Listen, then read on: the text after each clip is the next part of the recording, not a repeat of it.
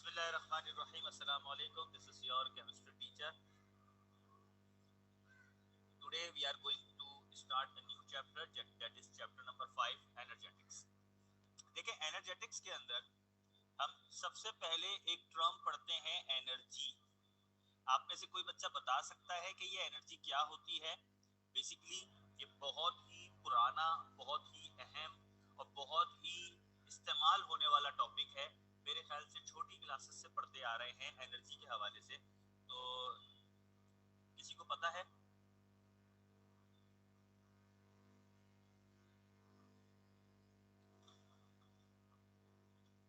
If no, then I am going to start. देखें energy जो है वो basically it is the ability to do work. Energy basically एक खासियत का नाम है, ठीक है? ये एक खासियत का नाम है जो काम करवाती है. जैसे आप देखते हैं कि पौधे जो है वो अपने लिए खाना बना लेते हैं, तो खाना बनाने के लिए सनलाइट उनको हेल्प कर रही है, तो लाइट एनर्जी. कोई मशीन चल रही है तो मैकेनिकल एनर्जी, ठीक है? बिजली की मदद से पंखा चल रहा है तो इलेक्ट्रिकल एनर्जी. तो बेसिकली हमारी बॉडी के अंदर एटीपी की सूरत में एनर्जी बनती है, केमिकल एनर्जी. तो एनर्जी बेसिकली एक सलाहियत है जो काम करवाती है. Energy is the ability to do work, ठीक है? इस चैप्टर के अंदर हम एनर्जी के बारे में पढ़ेंगे और एनर्जी की भी एक मखसूस फॉर्म के बारे में पढ़ेंगे जिसको हम कहते हैं हीट. ये बात याद रखिएगा. We have light energy, we have heat energy, we have mechanical energy, we have electrical energy, we have chemical energy. तो हमारे पास एनर्जी की कई सारी फॉर्म्स हैं, कई सारी इकसाम हैं, और ये सारी इकसाम आपस में इंटरचेंज होती है, इंटर कन्वर्जन होती है. लाइट एनर्जी क्या होती है? वो केमिकल एनर्जी में कन्वर्ट हो जाती है in the process of photosynthesis. आप फोटोसिंथेसिस में देखते हैं कि सूरज से लाइट एनर्जी ले रहा होता है प्लांट, फिर उसको वो ग्लूकोज बना देता है तो केमिकल एनर्जी में कन्वर्ट हो जाता है वो. अच्छा, फिर दूसरी मजेदार बात आप देखें कि इलेक्ट्रिकल एनर्जी मैकेनिकल एनर्जी में कन्वर्ट हो जाती है. ये जो आपके सेल होते हैं ये केमिकल एनर्जी को इलेक्ट्रिकल एनर्जी में कन्वर्ट कर देते हैं, ठीक है? तो ये बेसिकली एनर्जी जो है वो एक दूसरे की शक्लें तब्दील करती रहती है. और the main source of energy is light, ठीक है? और वो हमारे पास सन है, सूरज है. सूरज हमें लाइट एनर्जी देता है. बाकी सारी एनर्जी तो इससे कन्वर्ट होती रहती है. इसी तरीके से हमारे पास एक हीट एनर्जी है, सही है? इस हीट को हम ग्रीक लैंग्वेज में थर्म कहते हैं, ठीक है? और इसी थर्म से हमारे पास बहुत सारे टॉपिक हैं जो इस चैप्टर के अंदर हम पढ़ेंगे. Means thermodynamics, thermochemistry, thermochemical reaction, exothermic reaction, endothermic reaction. तो ये सारी चीजें हमारी इस चैप्टर के अंदर हम पढ़ेंगे. फिर लाजमी सी बात है जब थर्मोडायनामिक्स के बारे में पढ़ेंगे तो थर्मोडायनामिक्स के लॉ हैं. First law of thermodynamics, second law of thermodynamics. अच्छा, इस चैप्टर में आपके न्यूमेरिकल्स आ जाएंगे. फर्स्ट लॉ ऑफ थर्मोडायनामिक्स के न्यूमेरिकल है हमारे पास. फिर हमारे पास जो है वो हीट ऑफ समेशन के न्यूमेरिकल्स हैं कि हीट कैसे हम किसी भी रिएक्शन की कैलकुलेट करते हैं और कैसे फाइंड आउट करते हैं कि रिएक्शन जो है वो एक्सोथर्मिक है कि एंडोथर्मिक है. अब ये सारी चीजें हमने इस चैप्टर के अंदर पढ़नी है, तो इसका मतलब है कि ये चैप्टर काफी नॉलेजेबल चैप्टर है हमारे लिए, ठीक है? ये जो आपकी क्लास 9 थी जिसमें आप लोगों ने चैप्टर नंबर 10 पढ़ा था केमिकल एनर्जेटिक्स के नाम से, वो तो 9th क्लास के अंदर बहुत छोटा था. अब इस फर्स्ट ईयर के अंदर हम इस चैप्टर को डिटेल पढ़ेंगे, और जब हम डिटेल पढ़ेंगे तो डिटेल के अंदर कुछ लॉ भी आएंगे. हेस का लॉ आएगा हमारे पास, ठीक है? फिर हम देखेंगे किस तरीके से हमारे पास न्यूमेरिकल्स है, कैसे हम इसको जो है वो कैलकुलेट करते हैं. तो ये पूरा एक डिटेल है. इंशाल्लाह ताला कोशिश ये है हमारी कि हम 4-5 क्लासेस के अंदर इस चैप्टर को लेके जाएं. हो सकता है ज्यादा क्लासेस हो जाएं. तो सबसे पहले मैं आपको बेसिक टर्म्स पढ़ाता हूँ. तो सबसे पहले जो हम पढ़ेंगे वो है थर्मोकेमिस्ट्री. ये बात याद रखिएगा कि जब कभी भी ये लफ्ज आ जाए ना केमिस्ट्री, तो इसका मतलब क्या हो जाता है कि एक तो ये ब्रांच हो जाएगी केमिस्ट्री की, it is the branch of chemistry, सही है भाई। थर्मो केमिस्ट्री, तो केमिस्ट्री की ब्रांच हुई है थर्मो केमिस्ट्री। दूसरी बात ये है कि जब कभी भी ये लफ्ज आ जाए ना chemistry, organic chemistry, inorganic chemistry, thermo chemistry, फिर electrochemistry, environmental chemistry, polymeric chemistry, biochemistry, तो इसका मतलब है कि ये सारी की सारी स्टडी का नाम है, पढ़ाई का नाम है, ठीक है। It is the branch of chemistry that deals with the study about, सही है। ये एक केमिस्ट्री की ब्रांच है जिसके अंदर हम स्टडी करते हैं, पढ़ते हैं। ये बात याद रखिएगा, जब कभी भी किसी भी नाम के साथ केमिस्ट्री आ जाए तो वो कोई मादी चीज नहीं है, मैटर नहीं है कि जिसको आप छू सकते हैं, जिसका वजन हो। ये जो है वो आपका एब्स्ट्रैक्ट नाउन कहलाता है, कि जो नाउन है आप इसको छू नहीं सकते। एब्स्ट्रैक्ट नाउन होता है, कॉन्क्रीट नाउन होता है। कॉन्क्रीट नाउन उसे कहते हैं जिसको आप छू सकते हैं, जैसे डेस्क, चेयर वगैरह। और एब्स्ट्रैक्ट नाउन वो होता है जिसको आप छू नहीं सकते, जैसे ऑनेस्टी, जैसे आपका म्यूजिक, ये नाउन है लेकिन आप इसको छू नहीं सकते। तो ये जो आपका थर्मोकेमिस्ट्री है, ये बेसिकली स्टडी का नाम है, पढ़ाई का नाम है, ठीक है। और जब पढ़ाई का नाम है और केमिस्ट्री आ रहा है तो फिर ये ब्रांच हो गई केमिस्ट्री की। तो पहली लाइन तो कॉमन आ जाएगी, it is the branch of chemistry, it is the branch of chemistry that deals with the study about, जिसके अंदर हम स्टडी करते हैं अबाउट थर्मो केमिकल रिएक्शन, जिसमें हम थर्मोकेमिकल रिएक्शन के बारे में पढ़ते हैं, ठीक है। यानी कि हीट की इन्वॉल्वमेंट के बारे में पढ़ते हैं। किसी भी केमिकल रिएक्शन में हीट का अमल दखल होता है। ये जो थर्म है, इस थर्म के मायने जो है वो हीट है, ठीक है। और मीटर कहते हैं नापने को, इसलिए हम कहते हैं थर्मोमीटर, हीट नापने वाला आला।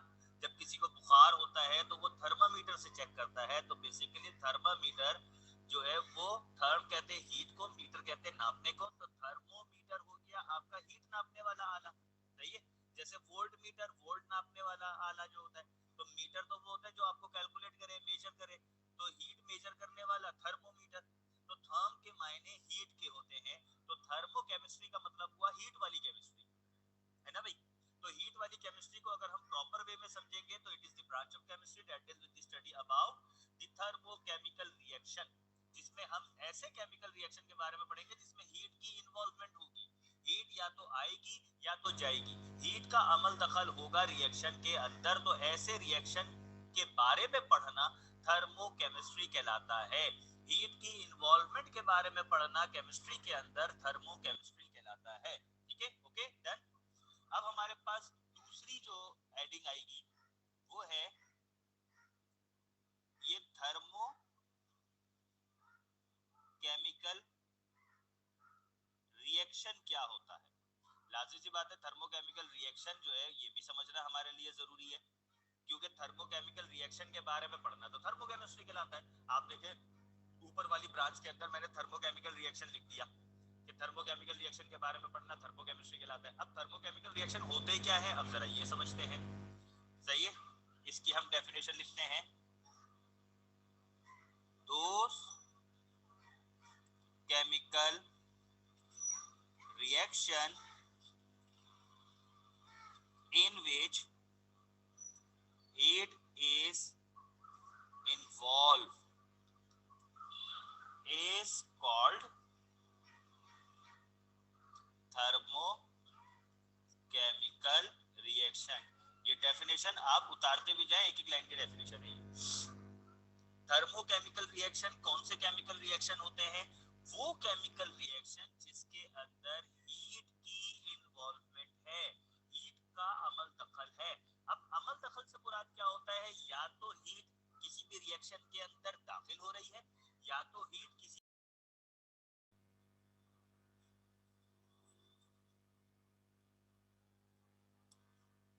जी वो नेट डिस्कनेक्ट हो गया था, दोबारा से बताता हूं मैं आपको।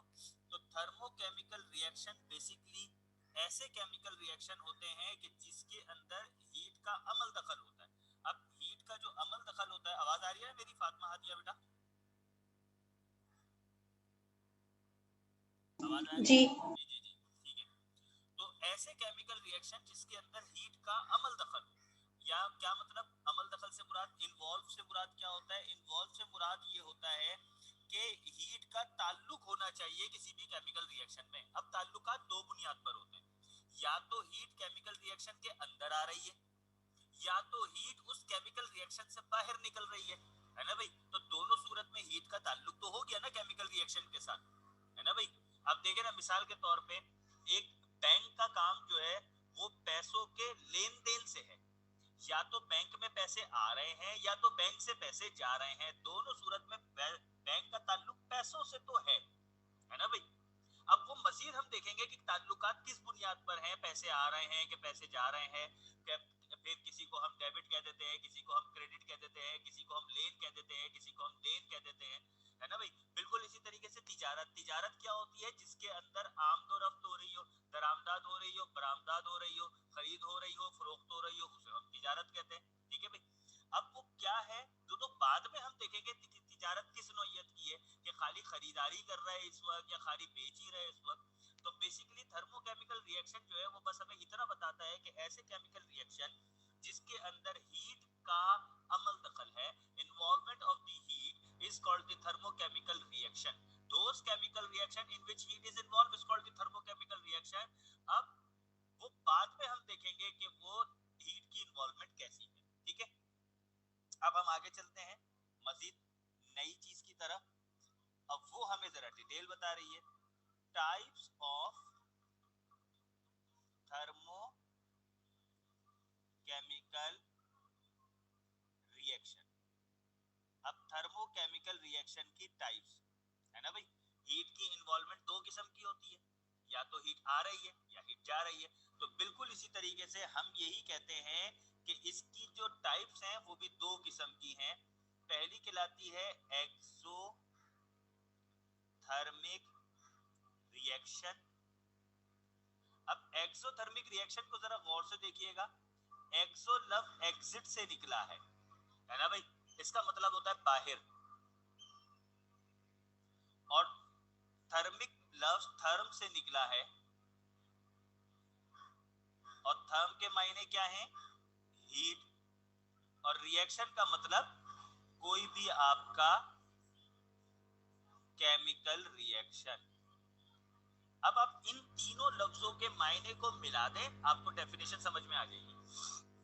ऐसा केमिकल रिएक्शन जिसके अंदर हीट जो है वो एग्जिट हो रही है, हीट निकल रही है, उसको हम कहते हैं थर्मोकेमिकल रिएक्शन। क्या कहते हैं उसको हम?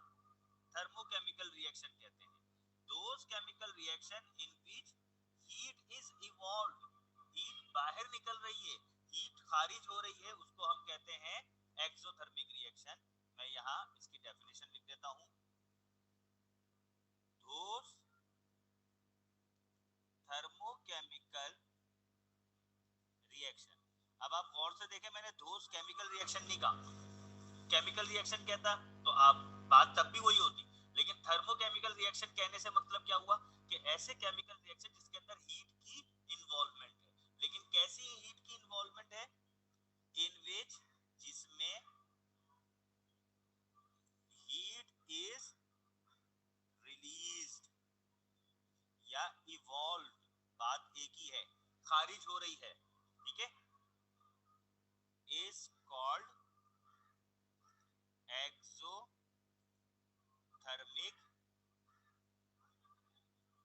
रिएक्शन। ठीक है, अब ये एक्सोथर्मिक रिएक्शन की डिटेल है वो थोड़ा हम डिफरेंसेस में हम पढ़ेंगे। अब मैं आपको दूसरी डेफिनेशन बता देता हूं। दूसरी टाइप है हमारी एंडोथर्मिक रिएक्शन। अब आपको पता है थर्म का मतलब हीट, रिएक्शन का मतलब है केमिकल रिएक्शन, एंडो का मतलब होता है अंदर, जब्स हो जाना, अंदर आ जाना। तो अब इसकी डेफिनेशन क्या बनेगी? इसकी डेफिनेशन बनेगी दोस thermochemical reaction in which heat is absorbed जिसके अंदर हीट जब हो रही है, ठीक है, इज कॉल्ड एंडोथर्मिक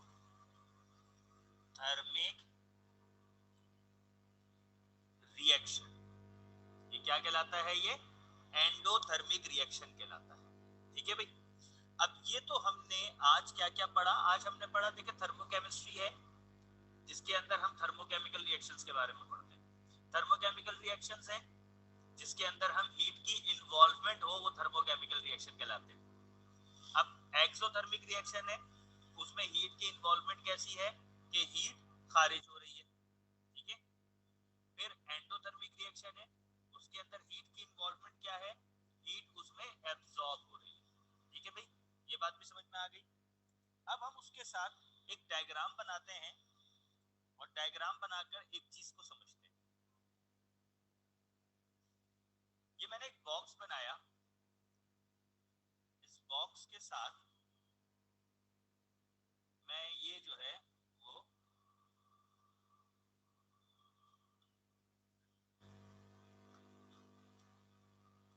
एक फ्लास्क बना देता हूं,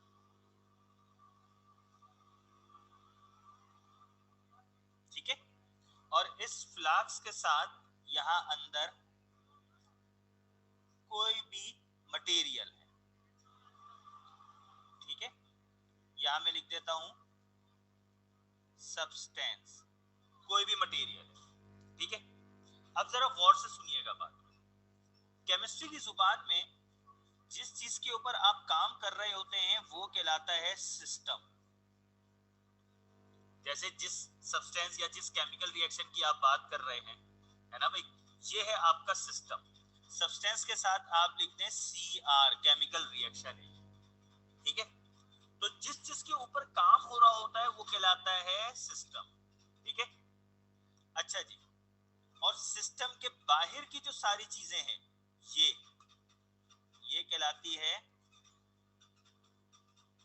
सराउंडिंग, ठीक है। और ये जो सराउंडिंग और सिस्टम के बीच में है ये कहलाती है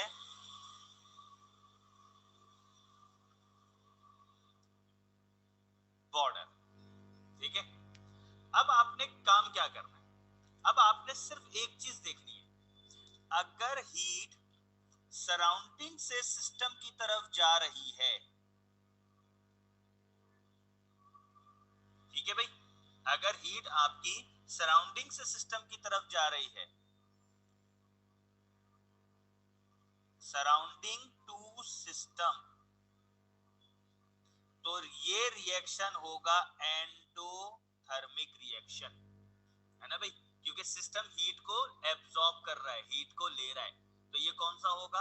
एंडोथर्मिक रिएक्शन। और एंडोथर्मिक रिएक्शन में हीट जो है वो आपकी पॉजिटिव होती है। क्या होती है? पॉजिटिव होती है, ज्यादा हो जाती है, उसके पास और मजीद हीट आ जाती है। पहले हीट उसके पास 50 किलो पर जूल थी, उसने सराउंडिंग से हीट और लेना शुरू कर दी सिस्टम ने, वो 100 किलो जूल हो गई। तो इसका मतलब क्या हुआ कि हीट ज्यादा हुई ना, इसलिए हम कहते हैं कि एंडोथर्मिक रिएक्शन में जो आपकी डेल्टा एच है, चेंज इन हीट है, वो प्लस में होती है, ठीक है। ये जो ये निशान बनाया ना मैंने,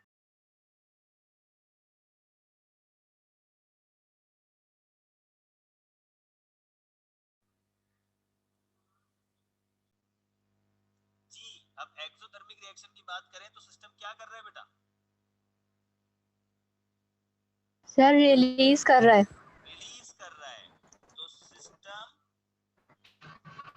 रिलीज हीट, ठीक है। सिस्टम जो है वो हीट को रिलीज कर रहा है। अब जब हीट को रिलीज कर रहा है तो मुझे बताएं, अमाउंट ऑफ हीट जो है वो सिस्टम की कम होगी, ज्यादा होगी?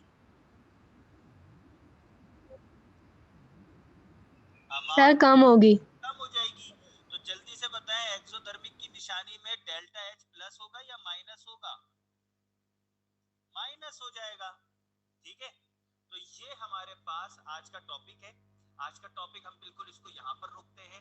हमने आज सिस्टम सराउंडिंग स्टेट पढ़ा, हम लोगों ने थर्मोकेमिस्ट्री पढ़ा, थर्मोकेमिकल रिएक्शन पढ़ा, एक्सोथर्मिक एंडोथर्मिक रिएक्शन रिएक्शन क्या होता है वो पढ़ा, एंडोथर्मिक रिएक्शन की क्या क्या खासियत होती है वो पढ़ा, एक्सोथर्मिक रिएक्शन की क्या क्या खासियत होती है वो पढ़ा, और एंडो और एक्सो के दरमियान डिफरेंस क्या होता है वो पढ़ लिया। इन एंडोथर्मिक रिएक्शन आप बीच में लाइन डाल के ये डिफरेंसेस बना सकते हैं। In endothermic reaction heat is absorb, in exothermic reaction heat is release, in endothermic reaction amount of heat increase, in exothermic reaction amount of heat reduce, in exothermic reaction delta H is in positive, in endothermic reaction delta H is in negative। ठीक है, अब हम अगले topic के अंदर आपको law of thermodynamics पढ़ाएंगे और अगला टॉपिक इंशाल्लाह नेक्स्ट वीक होगा। कोई सवाल है तो पूछे, मैं रिकॉर्डिंग स्टॉप